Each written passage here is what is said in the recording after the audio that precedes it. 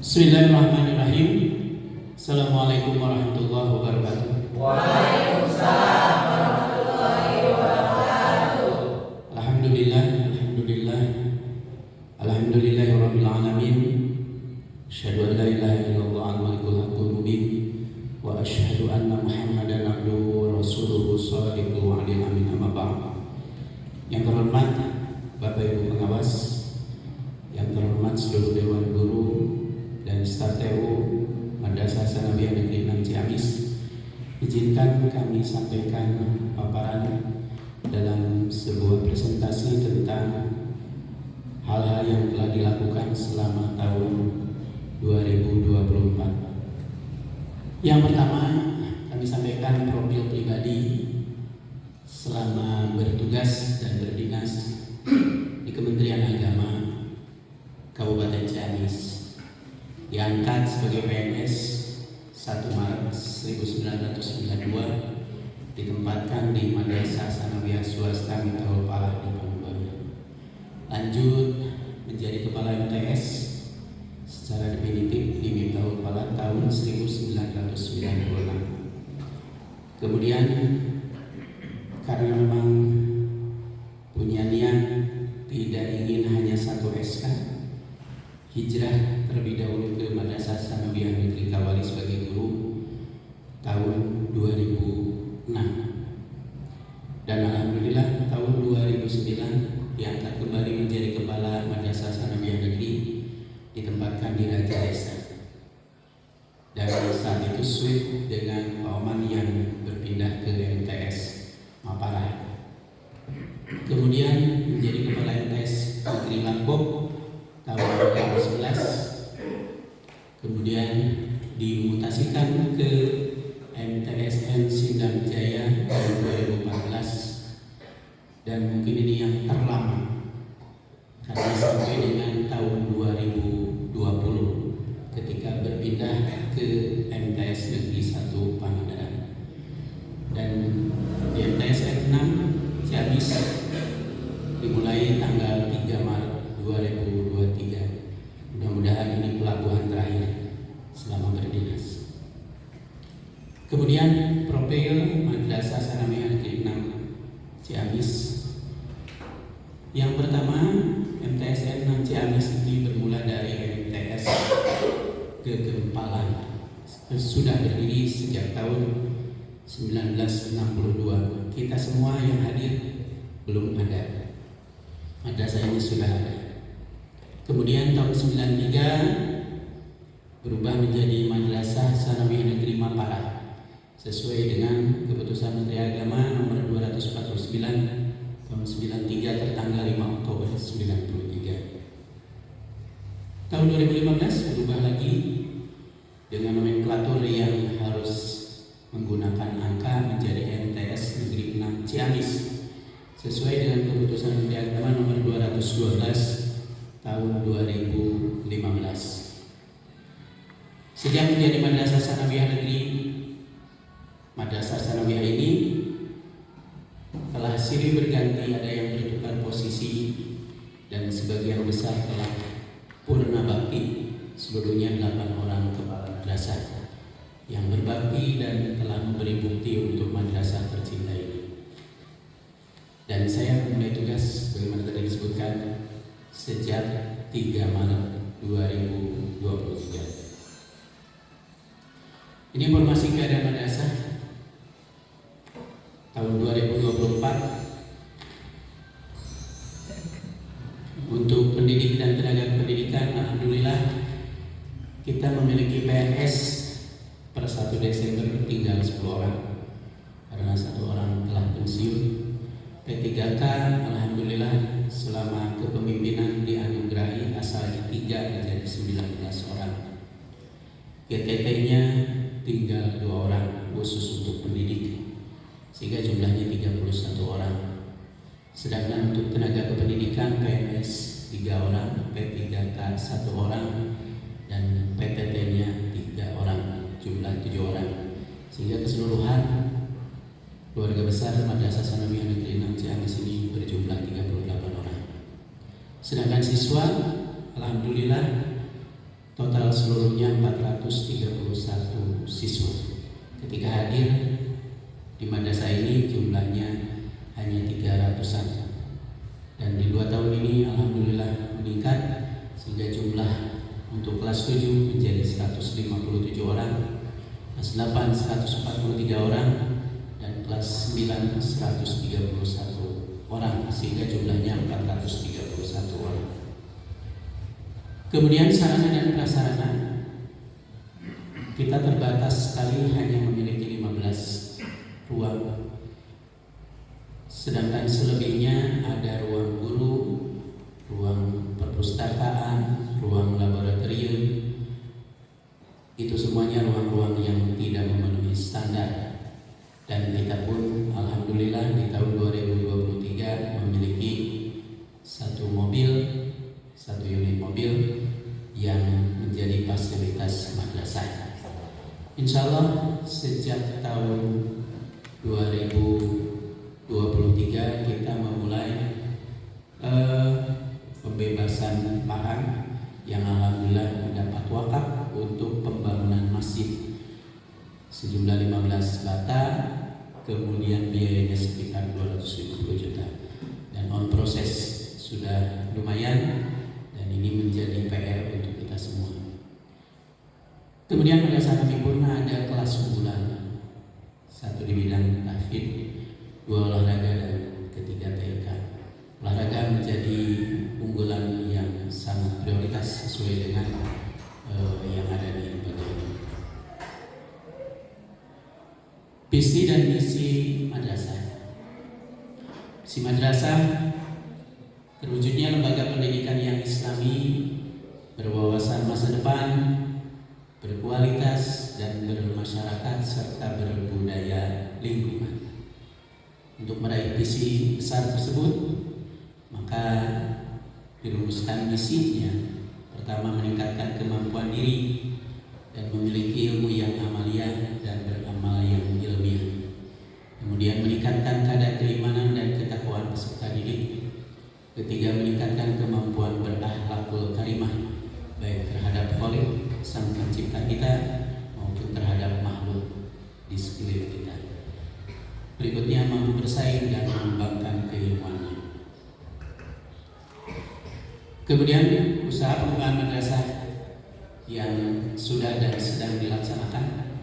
Yang pertama, ketika kami hadir, kita memulai dengan memetakan guru dan tenaga kependidikan sesuai dengan kemampuannya. The right man on the right job, the right man on the right place. Memunculkan konsep baru dalam pembelajaran dengan adanya jalur peminatan, sehingga akan lebih fokus dalam pembinaannya seperti tahfidz, olahraga, dan komputer. Ketiga, menyiapkan dokumen yang komprehensif dari semua komponen.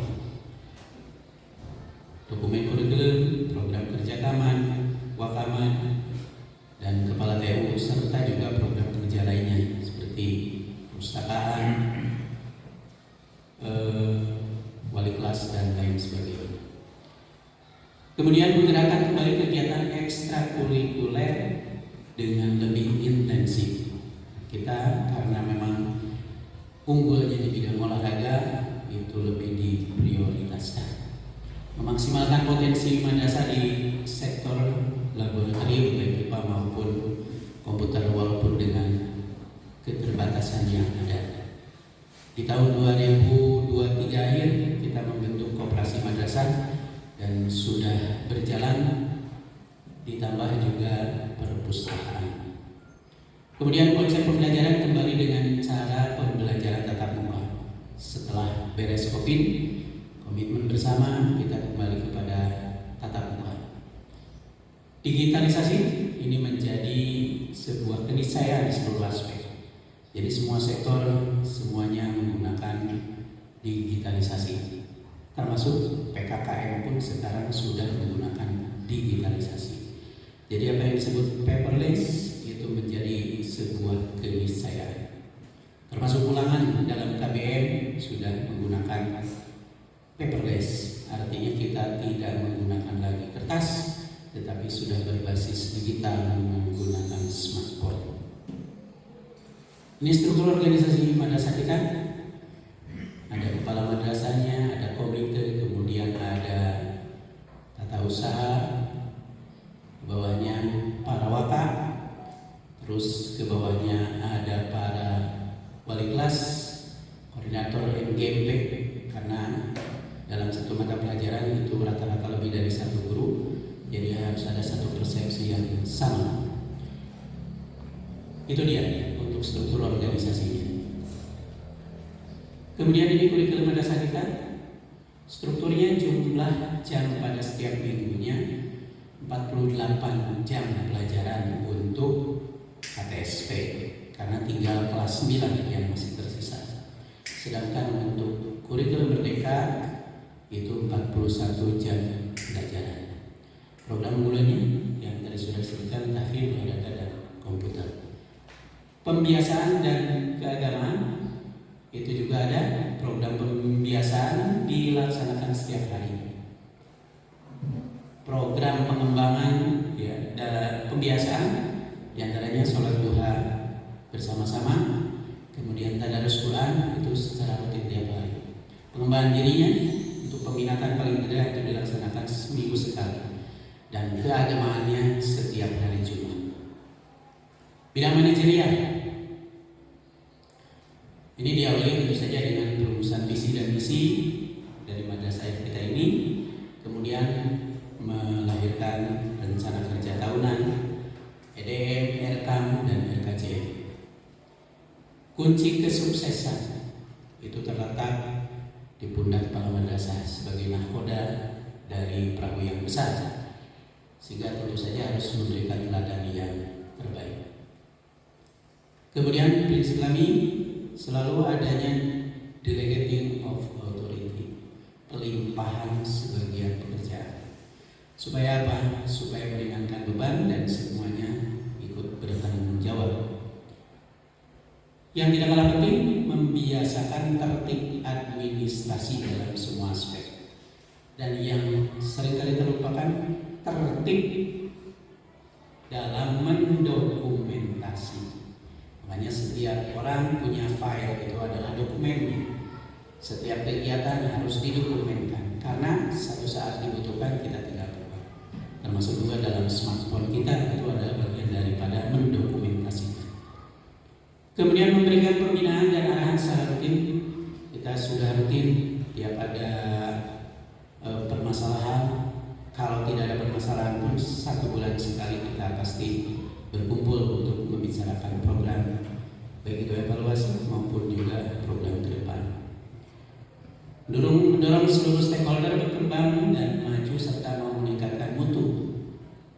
Adanya diklat sekarang mudah dengan adanya MOOC, MGMP, webinar, workshop, bimtek, dan sebagainya, itu adalah bagian yang tidak terpisahkan demi peningkatan SDM. Kemudian mengelola dan menata ulang ketatausahaan madrasah dalam memberikan pelayanan yang prima kepada seluruh warga madrasah. Ini area manajerial yang dilaksanakan, mulai dari planning, perencanaan, leading, tentu saja harus memimpin, school culture, budaya sekolah, human resource management, peningkatan atau pengelolaan SDM, aset management, sumber daya yang kita miliki, dalam hal ini dimasukkan dalam BMN, aset kita, student development, pengembangan siswa, karena siswa kita memiliki potensi yang luar biasa dan terus dikembangkan oleh semuanya. Curriculum development, demikian juga kurikulum, makanya ada tim pengembang kurikulum. Financial management, keuangan jelas harus dikelola. Tanpa uang kita tidak bisa jalan. Jadi kita harus mampu memanage. Dan terakhir, tugas sebagai manajer adalah memonitoring dan mengevaluasi seluruh rangkaian manajerial. Di bidang kewirausahaan, ini prinsipnya yang kami sampaikan. Yang pertama, kita harus sadar perubahan adalah sebuah keniscayaan. Ketika kita tidak mau berubah, maka kita akan tergerus oleh perubahan itu sendiri. belajar menjadi sebuah keharusan. Karena kita maju dan mundurnya tergantung kemauan kita belajar. Selalu ingin jadi yang terbaik. Itulah kita menjadi yang terbaik ketika kita sudah punya niat, punya obsesi. Kerja keras, kerja cerdas, dan kerja ikhlas, serta kerja tuntas.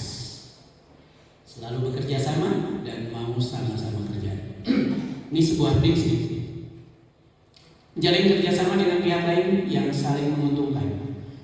Kita tidak mungkin bisa berdiri sendiri, harus bekerja sama dengan semua pihak di luar lingkungan internal. Artinya dengan puskesmas, dengan pesantren, karena kita di lingkungan pesantren, dengan madrasah yang ada di sekitar kita, sekolah yang ada di sekitar kita, itu mau tidak mau menjadi sebuah keniscayaan.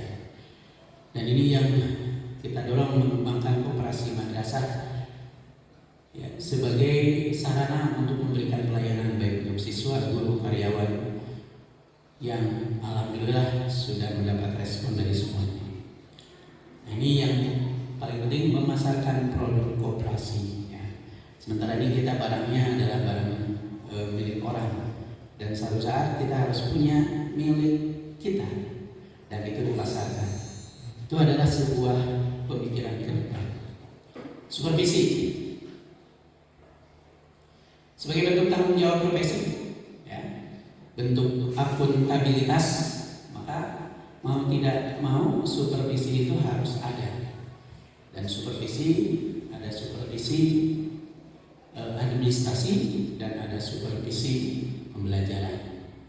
Supervisi bertujuan untuk melihat kesinambungan program, terutama antara rencana dan pelaksanaan.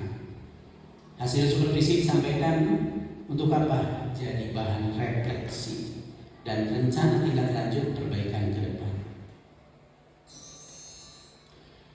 Tujuan supervisi sekali lagi meningkatkan profesionalisme guru dalam melaksanakan tugas pokok dan fungsinya sebagai pendidik, meningkatkan kualitas proses pembelajaran pada setiap mata pelajaran yang bermuara pada peningkatan kualitas tamatan. Gurunya meningkat, hasilnya juga bagus. Selain supervisi akademis, ada juga klinis akademis, tapi juga ada program yang supervisi manajerial. Ini meliputi semua sektor. Di antaranya, lanjut. Nah, ini ruang lingkupnya.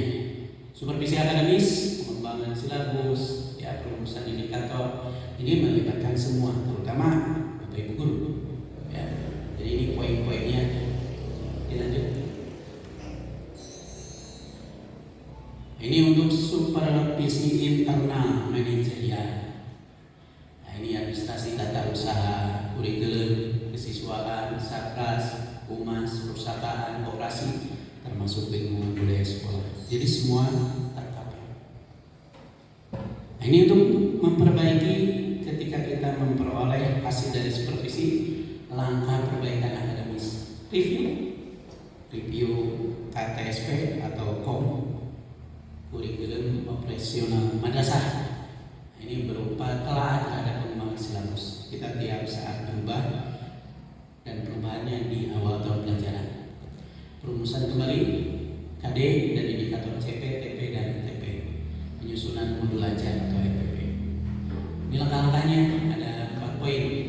Peningkatan pemahaman guru terhadap KOM, kemudian penggunaan metode dan model pembelajaran yang lebih variatif, dan itu tergantung Bapak Ibu guru. Penggunaan instrumen penilaian yang sesuai dengan tuntutan kompetensi. Jadi sekarang sudah terus berkembang dan berubah. Pelaksanaan proses pembelajaran yang efektif, efisien dengan mengacu kepada tuntutan penguasaan kompetensi dan menyenangkan tentunya. Nah, ini rencana pelaksanaan supervisi akademis sudah kita laksanakan di bulan Oktober, dan ini yang langsung, yang tidak langsung setiap saat. Supervisi manajerial setiap saat, karena tidak mungkin hanya dalam satu waktu. Dan ini terakhir penutup pernyataan.